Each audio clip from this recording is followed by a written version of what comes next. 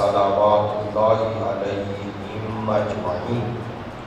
الحمد للہ علی ما انعم ولہ الشکر علی ما انعم والثناء بما قدم والصلاة والسلام والتحیۃ والاکرام علی سیدنا و مولانا حبیبنا و حبیب قلوبنا شفیعنا ابی القاسم محمد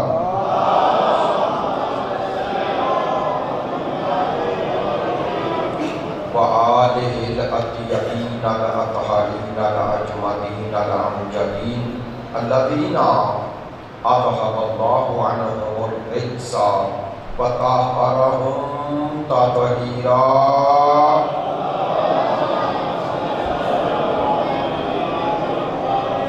واللعنۃ الدائمۃ علی منکری فضائلہم وغاصبی حقوقہم من الآن الی قیام یوم الدین۔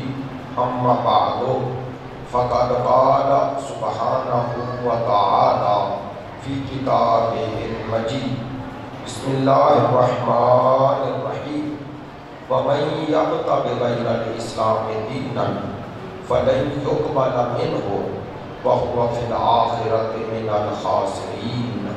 صدق الله العلي العظيم۔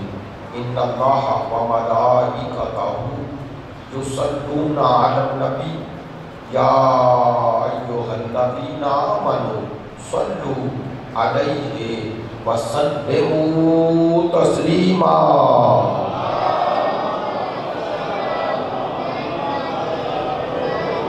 آپ تمام حاضرین کی صحت و سلامتی کے لیے، مقامات مقدسہ کی حفاظت کے لیے، مجاہدین اسلام اور مدافعین حرم اہل بیت کی کامیابی اور کامرانی کے لیے، دشمنان دین یزیدیت، ناصبیت، خارجیت کی نیستی اور نابودی کے لیے، تعاجیل ظہور امام زمان کے لیے، ہمارے ملک کے استحکام کے لیے، مریضوں کی شفا یابی کے لیے، آپ کی ان مجالس میں شرکت کی قبولیت کے لیے، علماء کرام، مراجع وزام، عزاداران سید الشہداء، ماتمداران مظلوم کربلا، محبین اہل بیت کی توفیقات خیر میں اضافے کے لیے، ان تمام دعاؤں کی قبولیت کے لیے بلند تر صلوات۔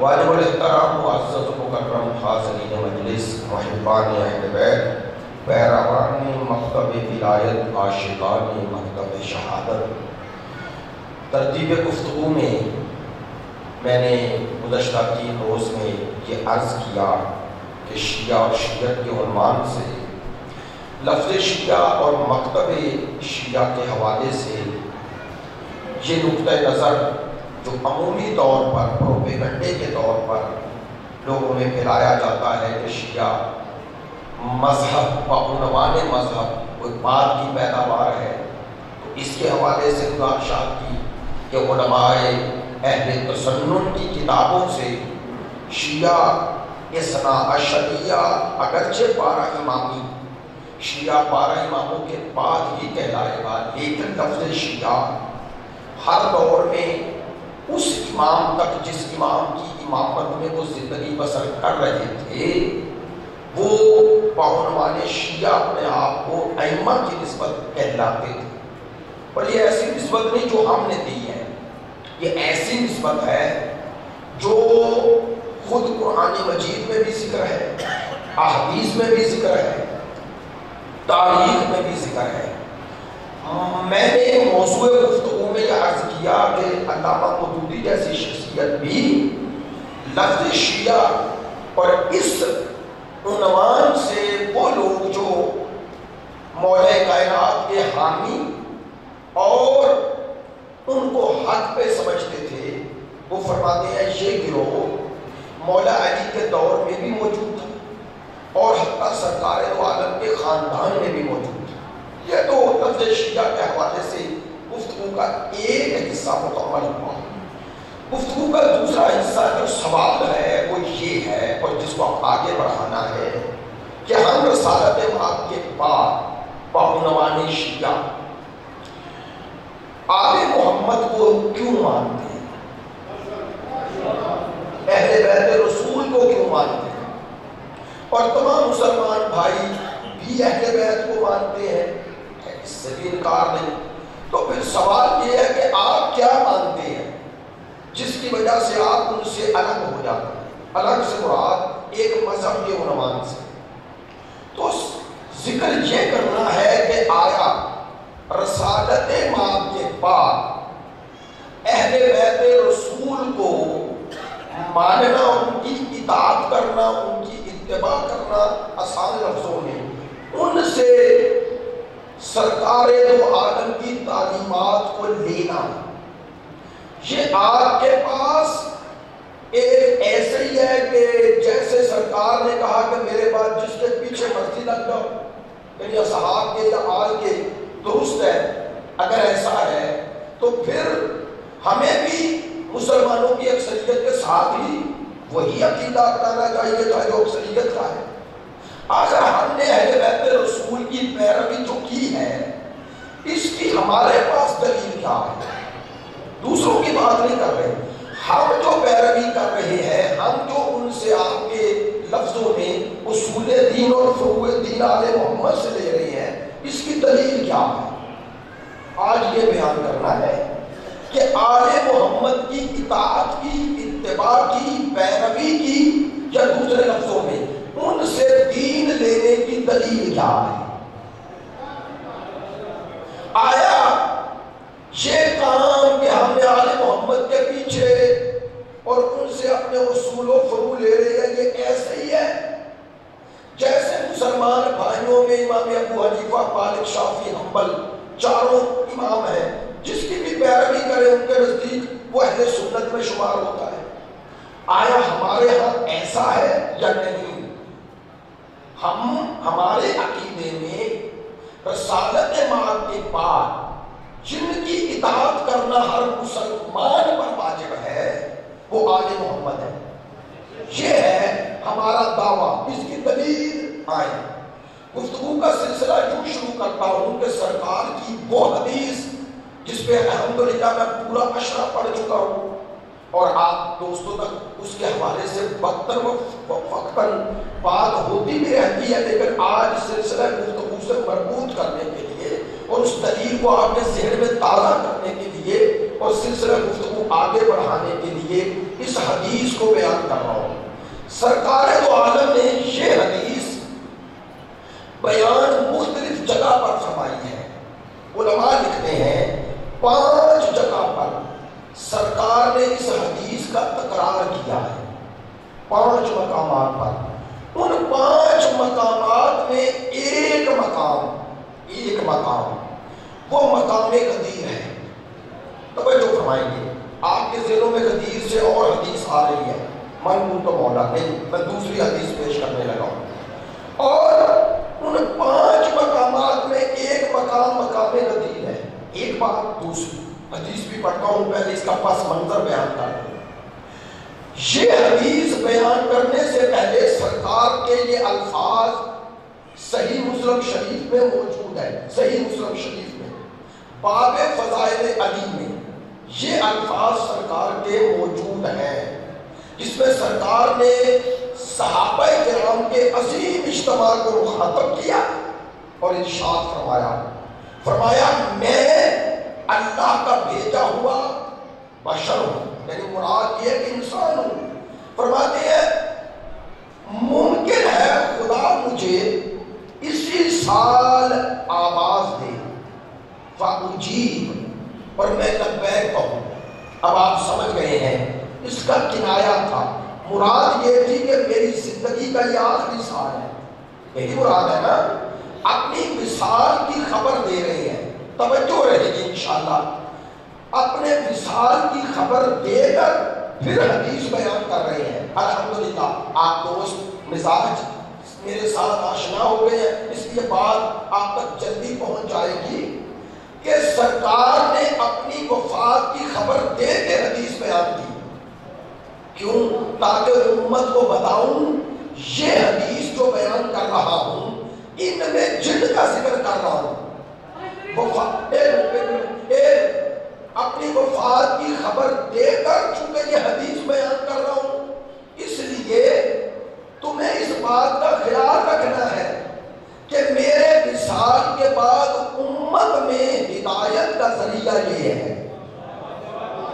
مقصد یہ تھا اپنی وفات، اپنی وصال کی خبر دینے کے بعد، اپنی وفات کی خبر دینے کے بعد فرما رہے ہیں کہ میں تم میں یہ چیزیں چھوڑ کے جا رہا ہوں۔ اب حدیث پڑھتا ہوں۔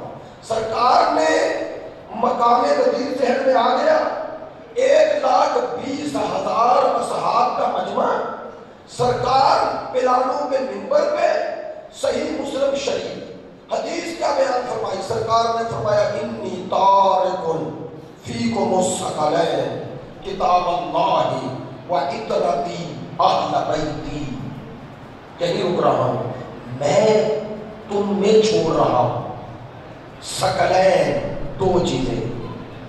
لے اتنا تو ثابت ہو گیا سرکار نے چھوڑی ہے، جو کہتے ہیں اپنے پاس چھوڑا ہی نہیں، انہیں جواب دینا چاہیے۔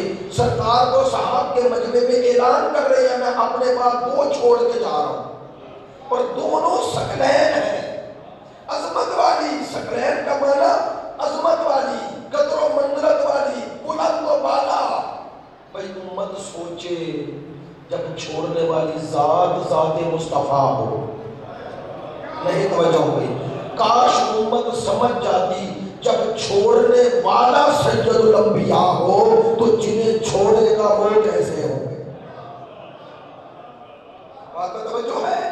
پہلا مرحلہ تو یہ ہے ہم ساری باتیں چھوڑیں، پہلے یہ طے کریں کہ سرکار امت میں جنہیں چھوڑ رہے ہیں، بتائیں سرکار کے سامنے پوری امت میں جو مجمع سامنے تھا ان میں اصحاب تھے یا نہیں؟ ان میں ازواج تھے یا نہیں؟ قیامت تک آنے والے تمام اولیاء تھے یا نہیں؟ تھے نا۔ سرکار قیامت تک کے لیے رسول ہے نا، کسی ایک زمانے کے لیے دلیل یہ ہے کہ آپ کے بعد کوئی نبی نہیں آئے گا، کوئی رسول نہیں آئے گا، کوئی شریعت نہیں آئے گی، تو گویا سرکار اپنے وصال سے لے کر قیامت تک کی ساری انسانیت کو سامنے رکھ کر ان کو چھوڑ کے جا رہے ہیں۔ بڑی مہربانی، ایک سروات بلند آواز سے پڑھیے، بلند آواز سے۔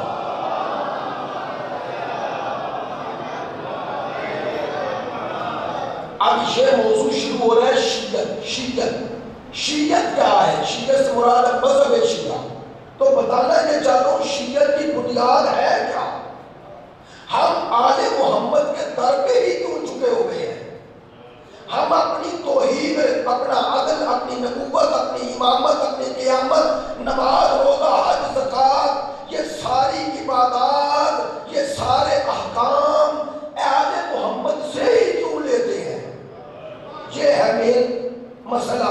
بتانا یہ ہے اس کی دلیل کیا ہے کہ آل محمد کی طرف رجوع کیوں کریں؟ کیا اس لیے کہ یہ رسول کا خاندان ہے؟ نا، رسول کے خاندان تو بہت بڑا تھا۔ سرکار کے خاندان میں یہ اہل بیت تو انگلیوں پہ گنے جا سکتے ہیں۔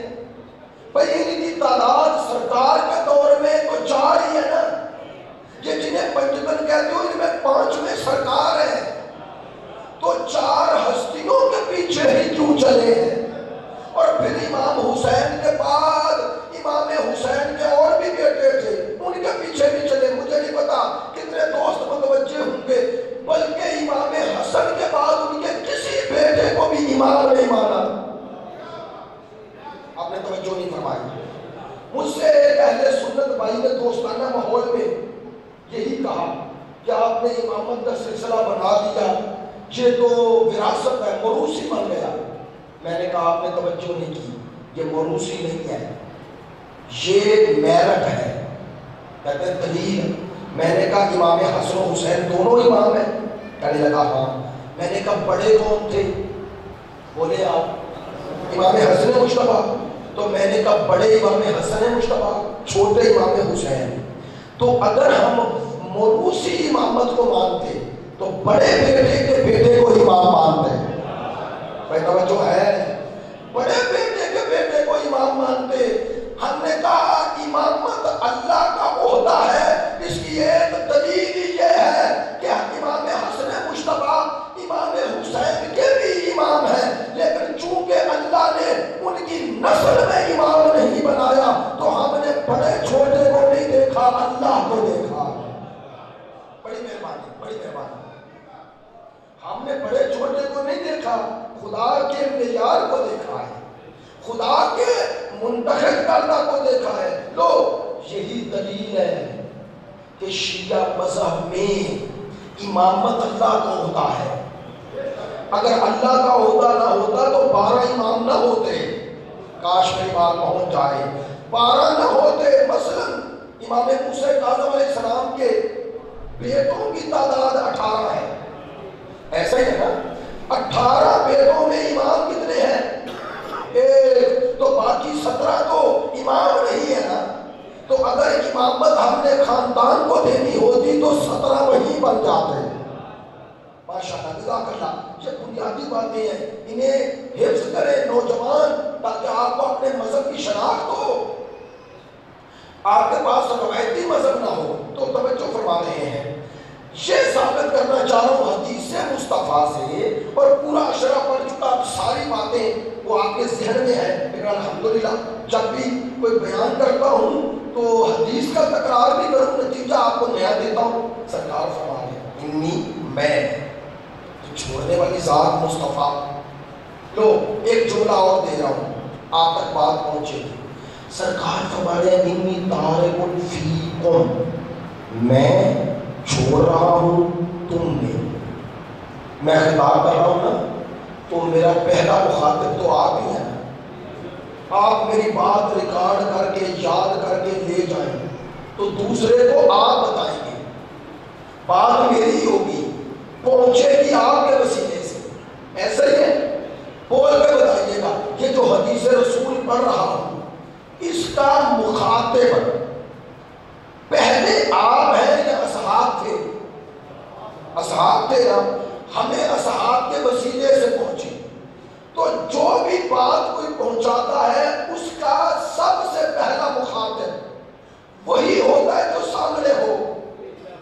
تو سرکار تک فرما رہے تھے انی میں تارکن چھوڑ رہا ہوں فیکم تم میں. تو سرکار کے سامنے جو تھے انہیں کہہ رہے تھے تم میں چھوڑ رہا ہوں. سورہ توجہ فرمانا، میں چھوڑ رہا ہوں مصطفیٰ، لیکن چھوڑ تم میں رہا ہوں. تو کن کو چھوڑ رہا ہوں؟ جن کو چھوڑ رہا ہوں ان کا نام لے لیا. انی تارکن فیکم الثقلین کتاب اللہ. ابھی یہی رکو. سرکار نے فرمایا میں تم میں اللہ کی کتاب چھوڑ رہا ہوں. شیعہ سنی بھائی بتائیں، یہ اللہ کی کتاب محمد ابن عبداللہ پہ نازل ہوئی یا محمد رسول اللہ پہ؟ ماشاءاللہ محمد رسول اللہ پہ نازل ہوئی، رسول پر نازل ہوئی. تو یہ جو کتاب اپنے بعد قرآن چھوڑ رہے ہیں یہ عبداللہ کا بیٹا بن کے نہیں چھوڑ رہے. یہ عبداللہ کا بیٹا بن کے نہیں چھوڑ رہے، یہ اللہ کا نبی اور نمائندہ اور رسول اور ہادی بن کے چھوڑ رہے ہیں. ثابت ہو گیا. صاحب کہنا کیا چاہتا ہوں، جب قرآن کو اپنے بعد چھوڑے تو کہتے ہو رسول نے چھوڑا، اور جب اہل بیت کو چھوڑے تو کہتے ہو خاندان کو چھوڑا.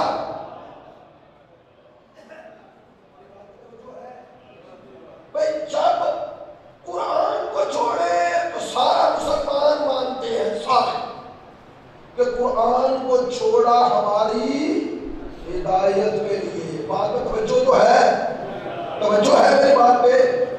قرآن کو چھوڑا ہدایت کے لیے نہیں، توجہ ہوگی. قرآن کو ہدایت کے لیے چھوڑا، اور جنہیں قرآن کے ساتھ چھوڑا، ہائے ہائے، جنہیں قرآن مثل بنا کے چھوڑا. کہہ لوں جملہ, سرکار نے بتا دیا جس مقصد کے لیے قرآن چھوڑ رہا ہوں اسی مقصد کے لیے اہل بیت چھوڑ رہا ہوں. جزاک اللہ, سلامت رہے. صلوات پڑھے بلند آواز سے, صلوات پڑھے.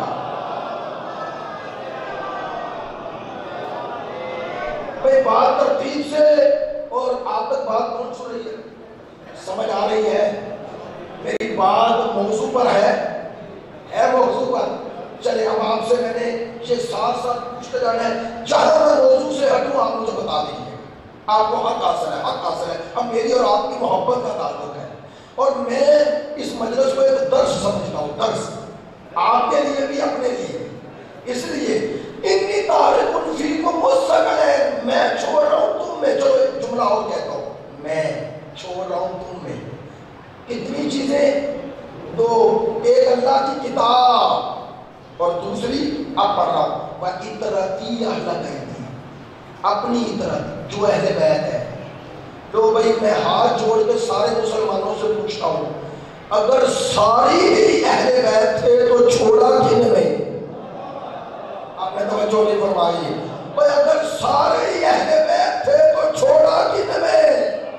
بس سرکار نے بتایا جنہیں چھوڑ رہا ہوں وہ اور ہے, جن میں چھوڑ رہا ہوں وہ اور ہے. نہیں, اگر لو دوسری بات, جن میں چھوڑ رہے ہیں اور جن کو چھوڑ رہے ہیں, دونوں کے چھوڑنے کا ایک مقصد ہے نا.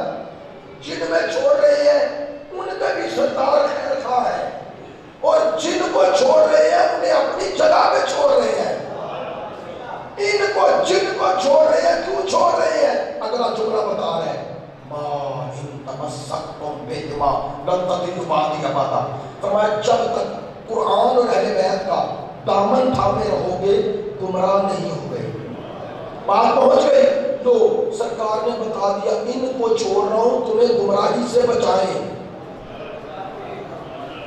انہیں چھوڑ رہا ہوں تمہیں گمراہی سے.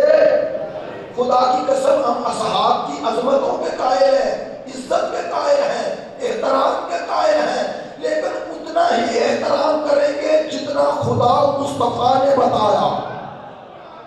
ہم اصحاب کو اسی طرح مانیں گے جس طرح خدا مصطفیٰ منوا رہے ہیں. سرکار نے اپنی امت میں صحابہ کرام رضوان اللہ علیہم کو مخاطب کر کے فرمایا اے میرے اصحاب, یہ قرآن اور اہل بیت چھوڑ رہا ہوں, ان کا دامن تھام لینا, گمراہی سے بچ جاؤ گے. لو اس فرق کے ساتھ آل اور اصحاب کو مانتے ہیں, جو گمراہی سے بچے انہیں اصحاب کہتے ہیں, جو بچائے اسے اہل بیت کہتے ہیں.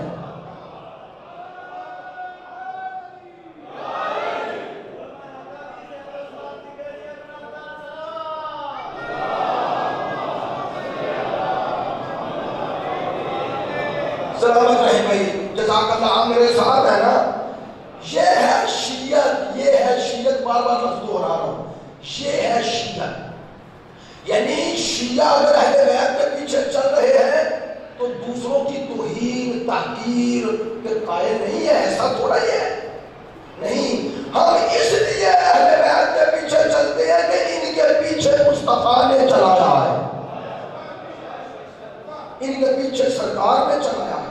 سرکار نے کہا تم نے دو چھوڑ رہا ہوں. حدیث کا ایڈریس جسے چاہیے 6 دن ادھر ہی ہوتا ہوں. جو میرے بھائی مؤدبانہ میری گزارش ہے, اگر کوئی حوالہ چاہیے میں حاضر کتاب سے دکھا دوں گا. سرکار نے فرمایا میں چھوڑ رہا ہوں تم نے دو چیزیں. چلو جلدی میں جملہ کہتا ہوں, وضاحت نہیں کروں گا. کم از کم اتنا تو ثابت ہو گیا سرکار نے دو چھوڑی. جو کہے مجھے ایک کافی ہے, سمجھ لینا اس کے پاس رسول کی چھوڑی نہیں ہے. بات پہنچ رہی ہے بھائی, سرکار نے چھوڑی ہے تو چلے جملہ آگے بڑھا. میں چھوڑ رہا ہوں تم میں. اللہ اکبر. علماء فرماتے ہیں یہ سرکار کی وصیت ہے, وصیت. آج بڑی پیاری بات, تھوڑی سی دقیق ہے لیکن توجہ کرو گے تو لطف آئے گا. یہ جو وصیت کرنے کا قرآن نے حکم دیا ہے, آیت ہے قرآن کی, کہ جب تم دنیا سے جانے لگو تو خیر کی وصیت کرو. خیر کی, سننا, وہ غلط فہمی بھی دور ہو جائے گی. خیر کی وصیت کرو. جب دنیا سے جانے لگو تو خیر کی. ہم سمجھتے ہیں اس وصیت سے مراد یہ ہے کہ مثلا اولاد کو جائیداد کی تقسیم کے بارے میں وصیت کرو. نہیں سننا، یہ مراد نہیں. اللہ کی قسم یہ مراد نہیں. دلیل دے دیتا ہوں اور شریعت سے دلیل دیتا ہوں کہ مثلا میری جائیداد بیٹی کو اتنی، بیٹے کو اتنی، فلاں کو اتنی. یہ آپ وصیت میں لکھ بھی دینا. مثال دے رہا ہوں، آپ کے مثال کے طور پر 2 بیٹیاں 2 بیٹے ہیں تو 3 حصے بنے گے نا، 3. تو آپ مثال دے رہا ہوں، آپ کہیں گی بیٹوں کو آدھا آدھا اور بیٹیوں کو دگنا دے دو، پورا ہوا. تو نہیں کر سکتے. لکھ بھی دو، حیثیت نہیں. ماشاءاللہ. کیوں حیثیت نہیں اس کی؟ جنرل صاحب نے اشارہ صورت فرمایا، وضاحت کر دیتا ہوں. اس لیے نہیں کہ یہ اختیار مجھے اور تمہیں ہے ہی نہیں. اور یار میری بات نہیں پہنچی ہے. اور بھائی وراثت کا قانون کوئی بندے نے نہیں بنایا، اللہ نے بنایا ہے. اللہ نے آج کا جملہ آپ کو یاد رہ گیا تو جہاں جائیں گے دعا دیں گے. یہ قانون وراثت بنایا اللہ نے. کیا اللہ نے کہا یہ 2 بیٹے اور 2 بیٹیاں ہیں نا، انہیں حق وہ دینا جو میں کہہ رہا ہوں. اگر تم نے دونوں سلطان سے یہ وصیت بھی کر دی اور بعد میں لوگوں نے عمل بھی کر لیا کہ بیٹیوں کا حصہ، اب میں بیٹی نہیں کہتا، 3 بیٹے تھے تو بیٹیاں بیچاریاں پہلے ہمارے یہاں بڑا پس جاتی ہیں. میں بیٹوں کی مثال دیتا ہوں. 2 بیٹے تھے، وہ کہتا ہے ساری جائیداد ایک بیٹے کو دے دو. سننا، اگر کوئی دے بھی دے تو گناہگار ہے، گناہگار ہے. یہ تو وراثت سے زیادہ اس نے لے لیا، یہ غصب ہے. یہ اس کا حق، وہ 2 بھائیوں کا برابر حق تھا. اس بھائی کو یا راضی کرے، راضی پستول رکھ کے نہ کرے، اب پرچے کرا کے نہ کرے، اس کو راضی کرے یا راضی کرے یا حق دے نہیں. جملہ کہنے لگا، کوئی آپ کو کوئی لطیفہ نہیں سننا چاہ رہا، جملہ دینے لگا ہوں. بھائی اگر 2 بیٹوں کا حق ایک بیٹے کو باپ دے دے تو اللہ کہتا ہے یہ ظلم ہے. جو ہے کون کہتا ہے؟ اللہ. لیکن یہ قانون ہم تک کس کے وسیلے سے پہنچا؟ پھر ساتھ رہا لینا سرکار کے. عجیب ہے، جو اللہ مصطفیٰ کو یہ کہہ رہا ہے کہ امت کو یہ بتا دو کہ 2 بیٹوں کا حق بھی ایک بیٹے کو نہ دینا، وہ اسی مصطفیٰ سے کہتے کہ بیٹی کا حق امت کو دے دو. ہائے ہائے، جو ہے میری بات پہ. اور جو اللہ مجھ مسلمان کو رسول کا کلمہ پڑھنے کے بعد یہ حق نہیں دیتا کہ 2 بیٹوں کا حق ایک بیٹے کو دوں، وہ مصطفیٰ سے کیسے کہے گا کہ جو حق تیری بیٹی کا ہے وہ امت کو دے گا؟ وہ کیسے؟ یہ ظلم ہے. اور ظلم پر اللہ کی شریعت نہیں ہوتی. اللہ کی شریعت کا معیار میراث عدل پر ہے. اگر بیٹی کا آدھا حصہ رکھا اس کی ایک حکمت ہے.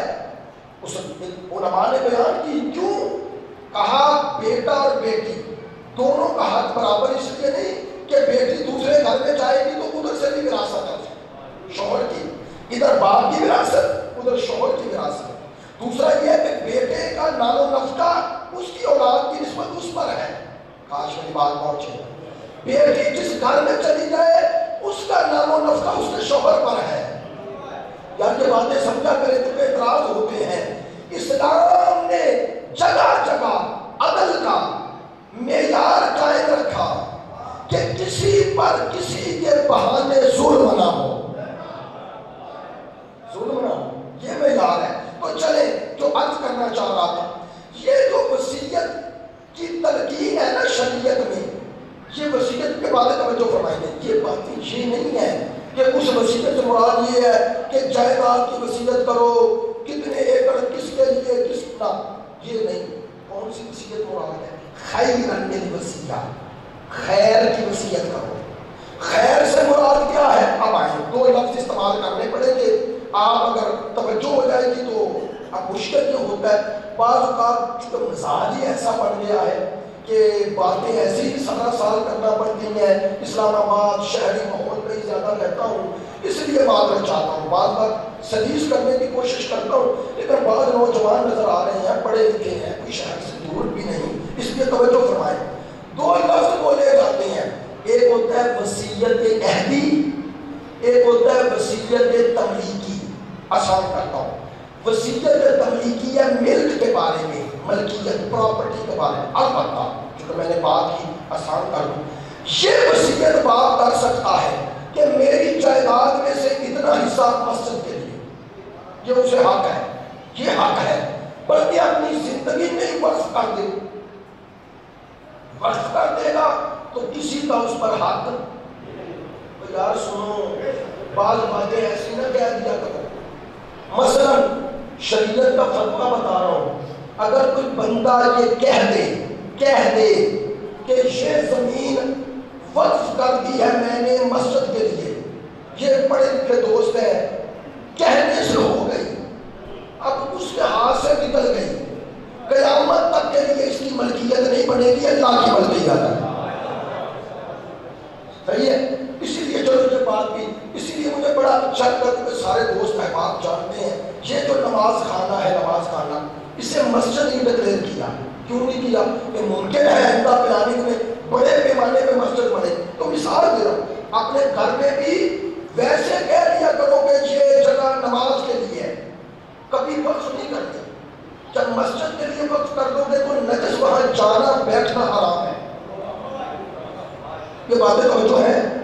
گھر میں بھی نماز خانہ کہا کرو لیکن مسجد کا نام نہیں دینا، یا دے بھی تو کہ عمومی معنی میں مسجد کہہ رہا ہوں، میری مراد مسجد کی وہ نہیں۔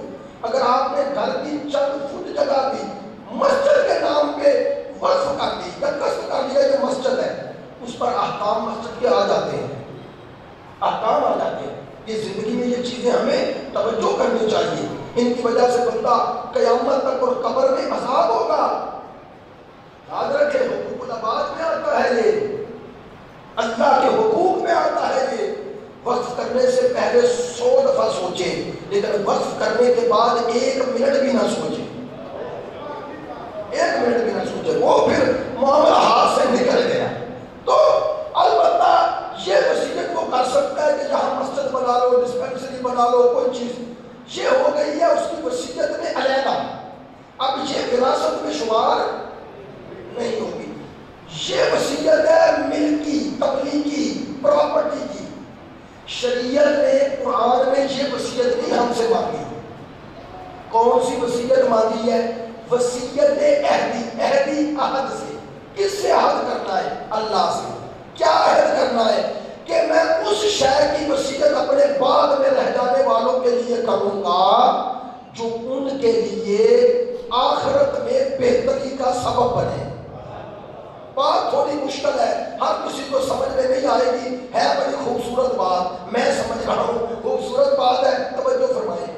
وصیت عہدی کا معنی ہے اللہ سے بندہ عہد کرتا ہے کہ میں بعد میں رہ جانے والوں کو یہ وصیت کروں جو ان کی دنیا نہیں آخرت کے لیے نجات کا سبب بنے۔ مثال کے طور پر مستحب ہے، ثواب ہے، آپ اپنی وصیت لکھیں اور اس میں مثال دے رہا ہوں، لکھیں کہ میں اپنی اولاد کو وصیت کرتا ہوں، مثال دے رہا ہوں، وہ یہ عزاداری برپا کرے، لکھے، کیوں؟ جب تک یہ لکھا رہے گا اس کی قبر نورانی رہے گی۔ توجہ نہیں، لکھے کہ زندگی میں، چونکہ وصیت بات نہیں پڑھی جائے گی، زندگی میں مجھ سے یہ غلطی ہو گئی، میں اپنے بچوں کو وصیت کرتا ہوں، اگر ہو سکے، مثال دے رہا ہوں، غلطی سے مراد اپنا گناہ نہیں، یہ کہ میں نے فلاں کا دل دکھایا، فلاں کو اذیت، اگر آپ بتا زندگی میں راضی کر لیا، لکھے، یا اگر زندگی میں راضی نہیں کر سکے یہ بھی لکھ دے، اللہ کو پیارا ہے۔ یا مثلا اچھی چیز کی وصیت کرے کہ آپ یہ کرو، اس کی تلقین ہے شریعت میں، یہ کیا کریں، یہ معنی ہے۔ اب سنو، بات ختم، پر آج آپ کی زحمت ختم سمیٹ رہا ہوں۔ عزیزو جو خیر ہوتا ہے نا، خیر نیکی، اس کی وصیت کرنا، یہ ہے شریعت میں ثواب۔ سننا، سرکار کی بھی یہ وصیت ہے، آئے ہائے، یہ میں تم میں دو چھوڑ رہا ہوں کہ وصیت ہے۔ اور امت سمجھے مصطفیٰ جنہیں خیر سمجھ کے چھوڑے وہ کیسے ہوں گے، وہ کیسے ہوں گے؟ سرکار نے قیامت تک کے لیے امت کے لیے جب خیر میں سب سے اعلیٰ مرتبہ دیکھا تو دو ہی نظر آئے، یا اللہ کی کتاب نظر آئی یا اپنے اہل بیت نظر آئے۔ فرمایا ان سے بہتر تمہاری آخرت کی ضمانت کوئی نہیں، کوئی نہیں، اسی لیے ہم اہل بیت کے پیچھے چلتے ہیں، اسی لیے ہم انی تارک فیکم الثقلین، انشاءاللہ کل ترتیب گفتگو میں آگے چلوں گا اور آپ کے سامنے کچھ اور حوالوں سے پیش کروں گا۔ شیعت، خلاصہ کر رہا ہوں آج کی گفتگو کا، شیعت کی بنیاد آل محمد کی پیروی پہ ہے، صرف محبت پہ نہیں۔ پڑھے لکھے دوستوں سے توجہ چاہتا ہوں، محبت اہل بیت میں سارے مسلمان مساوی ہیں، سارے مسلمان پیش کر دوں گا کل، محبت اہل بیت ہر مسلمان اپنے ایمان کا جز مانتا ہے، الحمدللہ سارے مسلمانوں کے لیے محبت اہل بیت ایمان کا جز ہے۔ لیکن پھر شیعہ کیا کرتے ہیں؟ شیعہ محبت کے علاوہ اہل بیت کی پیروی کرتے ہیں، یعنی ہم آسان لفظوں میں ہم اللہ کی معرفت وہی لیتے ہیں جو اہل بیت نے دی۔ شیعت، ہم اپنے اصول دین میں عدل کے قائل ہیں، عدل کے کیا مراد؟ کہ اللہ ظلم نہیں کرتا، نہیں توجہ، تو کیا دوسرے برادران اللہ کے ظلم کے قائل ہیں؟ نہیں، یہ نہیں مانا۔ مانا کیا ہے؟ توجہ کرنا، ادھر اب پتہ نہیں کتنے دوستوں کو میرا جملہ سمجھ میں آئے گا، ادھر والے کہتے ہیں کہ اللہ جو کرے وہ عدل ہے، جو کرے، اور جو کرتا ہے اللہ کرتا ہے۔ جملہ بول رہا ہوں، جو اللہ کرے وہ عدل ہے اور وہ جو کرتا ہے عدل ہے۔ توجہ، کیا مانا؟ وہ کہتے ہیں اگر قیامت کے دن اللہ نیک لوگوں کو جہنمی میں بھیج دے اور بد لوگوں کو جنت میں بھیج دے تو کہتے ہیں عدل ہے، کیونکہ وہ جو کرتا ہے عدل ہے۔ سنو گے، آل محمد نے ہمیں بتایا نہ، وہ عادل ہے، وہ جو کرے وہ عدل نہیں، جو عدل ہوتا ہے وہی کرتا ہے۔ فرق ہے دونوں جملوں میں، ادھر یہ ہے کہ وہ جو کرتا ہے عدل ہے، اور کہتے ہیں جی انسان خود تو کچھ کرتا ہی نہیں، اللہ کے حکم کے تابع۔ ہم کہتے ہیں نا، جب انسان نیکی کرتا ہے تو اللہ کی مرضی کے مطابق ہوتا ہے، جب گناہ کرتا ہے تو اپنے اختیار سے کرتا ہے، اللہ نہیں چاہتا۔ لو اس کا نتیجہ کیا ہے؟ ہم کہتے ہیں قیامت کے دن وہ نیک لوگوں کو جنت میں ہی بھیجے گا۔ کیوں؟ کیونکہ اس نے اس دنیا میں کہا نیکی کرو گے تو جنت ملے گی اور برائیاں کرو گے تو دوزخ میں ملے گی، جہنم ملے گی۔ یہ کیسے ہو سکتا ہے؟ یہاں پوری زندگی انسان نیکی کرے اور نتیجہ اللہ کچھ اور دے دے۔ ہم کہتے ہیں یہ عدل کے خلاف ہے، ہم کہتے ہیں وہ قادر ہے، ہم اس کی قدرت محدود نہیں کرتے، وہ قادر ہے لیکن وہ قادر ہو کے بھی عادل ہے۔ آئے ہائے، وہ قادر ہو کے بھی عادل ہے، وہ اپنی قدرت کے مطابق عمل انجام نہیں دیتا۔ توجہ، وہ جزا سزا قادر بن کے نہیں دے گا، عادل بن کے دے گا۔ ماشاءاللہ، جزاک اللہ۔ جن دوستوں کو بات سمجھ میں آئی ہے، وہ جزا و سزا قادر بن کے نہیں دے گا، عادل بن کے دے گا۔ اور اگر ہم یہ نظریہ پیدا کر لیں کہ ممکن ہے وہ وہاں نیکوں کو جہنم میں اور بدوں کو جنت میں بھیج دے، تو پھر نیکی کرنے کا فائدہ کیا؟ بھئی کیوں نیک بنے؟ یہ مدرسے کیوں کر رہے ہیں؟ یہ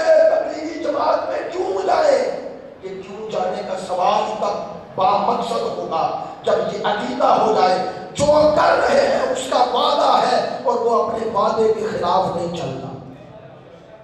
البتہ شفاعت ہے، وہ شفاعت الگ ہے، وہ بھی ایک قاعدہ ہے، مقام شفاعت ہے وہاں، اللہ کا فضل بھی ہے، میں یہ نہیں کہہ رہا گناہگاروں کو حتماً جہنم نہیں، لیکن یہ عقیدہ نہیں ہو سکتا کہ وہ چاہے نہیں، وہ چاہتا ہی وہ ہے جو عدل ہے۔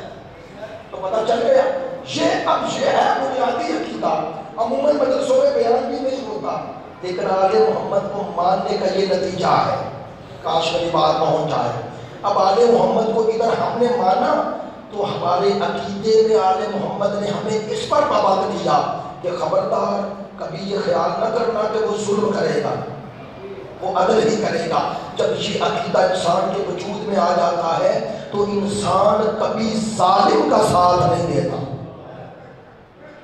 ظالم کا ساتھ نہیں دیتا۔ عزاداران حسین 4 محرم، کل اگرچہ میں یہ شہادت پڑھنا چاہتا تھا لیکن کچھ وقت نہ بچا اور نماز سے بات ہو گئی۔ دل چاہ رہا ہے شہادت کا آغاز اس شہید کی شہادت سے کریں جس شہید نے کربلا میں تو شہادت نہیں پائی لیکن کربلا والوں میں شامل ضرور ہے۔ ماشاءاللہ آپ متوجہ ہو گئے، یہ اس شہید کا اعزاز ہے کہ کربلا سے پہلے شہید ہو کر کربلا والوں میں شامل ہے۔ نہیں جملہ اور کہہ دیتا ہوں، بعض معرفت کے جملے روکتا نہیں ہوں، اگرچہ بعض بات احساس ہوتا ہے کہ آپ پریشان یا اور نہ ہوں، لیکن چلے کانوں سے کراتی رہے باتیں تو معیار سماعت بڑھتا رہے گا۔ معذرت چاہتا ہوں، میں جسارت نہیں کر رہا، شاید میری حوالے سے کوئی بات مسئلہ ہو، توجہ فرمائیں گے جو بات آپ تک پہنچانا چاہ رہا ہوں۔ خدا کی قسم حضرت مسلم ابن عقیل شہداء میں وہ مظلوم ہستی ہے، میں نے کہہ دیا مظلوم ہستی ہے، جن کی مظلومیت کربلا والوں سے بھی پہلے ہے۔ جملہ کہوں حضرت مسلم اتنے مظلوم ہیں، اتنے مظلوم کہ کربلا والوں سے بھی بڑی مظلومیت ہے۔ اس جہت سے کون سی جہت جو ابھی ذکر کرنے لگا ہوں، کربلا والے گھر سے دور تھے، گھر والوں سے نہیں۔ مسلم گھر سے بھی دور ہے، گھر والوں سے بھی دور ہے۔ آپ نے توجہ فرمائی ہے۔ اب ایک جملہ کہہ رہا ہوں مصیبت کا، عزادارو شیعہ سنی بھائیو دعا کیا کرو کوئی شریف پردیس میں تنہا نہ رہے۔ اگلا جملہ کیوں بھائی؟ شریف بھی تو پردیس میں تنہا ہی ہوتا ہے۔ جملہ اس لیے کہہ رہا ہوں تنہا ہو جائے تو اس کا واسطہ کمینوں سے نہ پڑے۔ حضرت مسلم نے 9 ذی الحجہ کو نماز فجر پڑھی اور پلٹ کر دیکھا تو کوئی نہیں۔ دعا کیا کرو اللہ استقامت دے حق کے ساتھ، ورنہ ایک لمحہ لگتا ہے لوگ حسین کے وکیل کو چھوڑ گئے، حسین کا وکیل، حسین کا 18,000 لوگ بیعت کر کے اور نماز فجر حانی میں قربہ کے علاوہ کوئی نہ رہا۔ نہیں، بعض جملے مصائب کے ایسے نہیں ہوتے جنہیں کہا جائے، انہیں محسوس کرنا پڑتا ہے۔ کہوں جملہ اگر میرے ساتھ ہو، مسلم تنہا رہ گئے اور کوفے میں کوئی جاننے والا بھی نہیں۔ اب کبھی اس گلی سے کبھی اس بازار سے، جب مسلم چلتے چلتے تھک گئے، پورے شہر کے دروازے بند ہیں، عزاداروں ایک دروازے کے سامنے بیٹھ گئے۔ حضرت حانی بن عروہ شہید ہو چکے، ان کی قبر ہے، آج بھی کوفے جاؤ۔ چلو یہ جملہ درمیان میں معرفت کا جملہ ہے، کہہ دیتا ہوں۔ عزیزوں، کوفے میں جنہوں نے بے وفائی کی تھی نا حضرت مسلم سے، ان کی قبروں میں نشان ہے نہیں، حضرت حانی کی قبر ہے۔ کیوں؟ چونکہ وفادار تھا۔ تو قبریں غداروں کی زندہ نہیں رہتی، وفاداروں کے نام رہتے ہیں تاریخ میں۔ انسانوں کے دلوں میں عزت وفاداروں کی ہوتی ہے۔ اے حضرت ہانی تیری عظمت کو سلام، آج بھی تیری قبر مسلم کے پہلو میں ہے، اور لوگ اس کی بھی زیارت اسی طرح کر رہے ہیں۔ حضرت کوفے کے عام مومن تھے، اب حضرت مسلم جب تھک گئے نا تو ایک دروازے کے سامنے بیٹھ گئے۔ سوچو نا، شریف النفس انسان ہو اور چوکٹ پہ بیٹھ جائے، یار یہ بڑا مشکل ہوتا ہے، کسی بڑے انسان کے لیے بڑا مشکل ہوتا ہے۔ ایک دفعہ مومنہ ہے، توبہ نام ہے، چونکہ تاریخ میں بعد میں نام آیا، اس وقت تو کسی کو نہیں پتا تھا۔ آیا توبہ نے دروازہ کھولا، سامنے دیکھا چوکٹ پہ کوئی بیٹھا ہوا ہے، قبضہ تلوار میں پیشانی ہے، تو یہ بیٹے کو دیکھنے آئی تھی۔ جب دیکھا نا بلند آواز سے کہتی ہے بندہ خدا تجھے شاید پتا نہیں کوفے کے حالات بدل گئے ہیں، جلدی کر اٹھ کے اپنے گھر چلا جا، جلدی کر، حکومت نے کہا ہے جو گھر سے باہر نظر آئے گا قتل کر دیا جائے گا، آج کی اصطلاح میں کرفیو ہے، گھر چلا جا گھر۔